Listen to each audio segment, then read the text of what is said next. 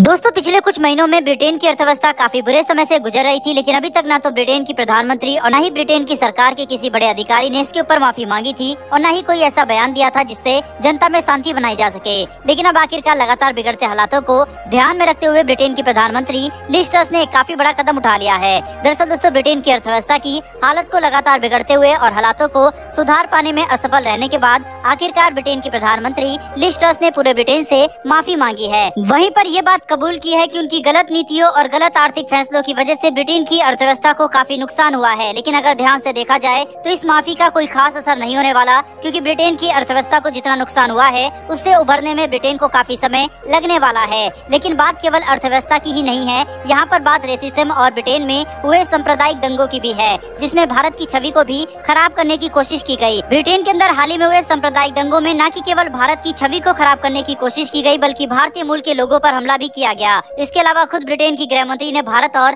भारतीय लोगों के ऊपर ऐसे आपत्तिजनक और रेसिस्ट बयान दिए जिन्होंने पूरे भारत को नाराज कर दिया और हर भारतीय को काफी ज्यादा गुस्सा भी आया। सुएला ब्रेवरमैन के द्वारा दिए गए आपत्तिजनक बयानों का मामला इतना ज्यादा बढ़ गया कि भारत और ब्रिटेन के बीच में अक्टूबर के अंत तक साइन होने वाली फ्री ट्रेड एग्रीमेंट भी अब लगभग खात्मे की कगार पर है और ऐसा लग रहा है कि काफी लंबे समय तक दोनों देश फ्री ट्रेड एग्रीमेंट साइन नहीं कर पाएंगे। ब्रिटेन को भारत के साथ किया गया एक फ्री ट्रेड एग्रीमेंट इस आर्थिक संकट से काफी हद तक बचा सकता था, लेकिन ब्रिटेन की तरफ से निकलकर सामने आए आपत्तिजनक बयानों की वजह से ये मौका भी ब्रिटेन ने खो दिया है। भारत ने काफी मजबूत और कड़े शब्दों में न कि केवल ब्रिटेन की निंदा की, बल्कि इस मामले को कूटनीतिक स्तर पर भी उठाया, जिसने ब्रिटेन के ऊपर लगातार दबाव बनाया है। वहीं इसके अलावा हाल ही में ब्रिटेन की अर्थव्यवस्था को रूस के तेल और नेचुरल गैस न खरीदने की वजह से भी काफी नुकसान हुआ है, जिसके तहत हमने देखा है कि ब्रिटेन के लोगों को पहले के मुकाबले लगभग 2 गुनी एनर्जी बिल भरना पड़ रहा है, जिससे लोग काफी ज्यादा परेशान थे और यहाँ तक कि हालात इतने ज्यादा बिगड़ गए थे कि लोग सड़कों पर उतर के विरोध भी कर रहे थे और सोशल मीडिया पर डोंट पे का ट्रेंड भी चला रहे थे। लिज ट्रस के द्वारा गलत समय पर लाई गई टैक्स पॉलिसीज ने ब्रिटिश सरकार को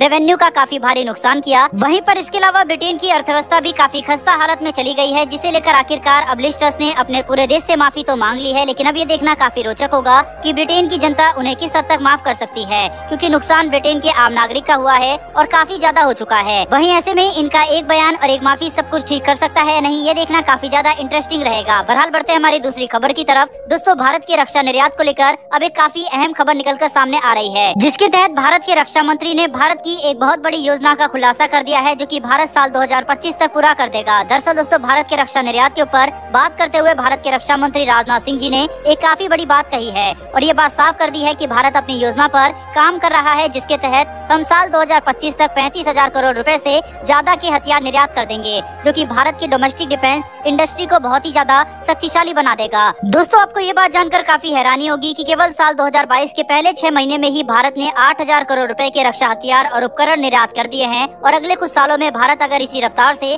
काम करता रहा तो साल 2025 तक हम 35,000 करोड़ रुपए के रक्षा निर्यात का आंकड़ा भी पार कर देंगे। भारत ने कुछ समय पहले ही अर्मीनिया को स्वाति वेपन लोकेटिंग रडार दिए थे और हाल ही में अर्मीनिया ने भारत के साथ $250 मिलियन की कीमत पर पिनाका रॉकेट सिस्टम की 4 बैटरी की डील साइन की है। इसके अलावा भारत ने फिलीपींस को सुपरसोनिक ब्रह्मोस मिसाइल भी सप्लाई की है, जो कि अभी तक भारत के द्वारा की गई सबसे बड़ी रक्षा डील थी। वहीं पर दूसरी तरफ इस साल होने वाली डिफेंस एक्सपो के दौरान अफ्रीका के 37 देशों के प्रतिनिधि भारत आएंगे, जिनके साथ Bharat India Africa defence dialogue को अंजाम देगा, जिसके तहत भारत न कि केवल इन देशों के साथ अपने रक्षा संबंध मजबूत करेगा, बल्कि अफ्रीका के रक्षा बाजार में अपनी पकड़ भी मजबूत बनाने वाला है। इसके अलावा भारत तेजस फाइटर जेट के निर्यात को लेकर मलेशिया और अर्जेंटीना जैसे देशों के साथ काफी तेजी से बातचीत कर रहा है, जिसकी सफल होने की संभावना भी काफी ज्यादा है। कुल मिलाकर देखा जाए तो भारत काफी तेजी से रक्षा निर्यात के क्षेत्र में अपने कदम मजबूत कर रहा है और अगर इसी रफ्तार से भारत आगे बढ़ता रहा तो केवल कुछ ही सालों में भारत विश्व के कुछ सबसे बड़े रक्षा निर्यातक देशों में से एक बन जाएगा। दोस्तों डिफेंस सेक्टर में बढ़ती हुई भारत की इस ताकत के लिए कमेंट बॉक्स में एक जय हिंद जरूर लिखिएगा। साथ ही हमारी आने वाली डिफेंस और वर्ल्ड अफेयर से जुड़ी ऐसी इंटरेस्टिंग वीडियो के लिए चैनल को सब्सक्राइब अवश्य कर लें। फिर मिलेंगे ऐसी एक नई वीडियो के साथ। धन्यवाद। जय हिंद।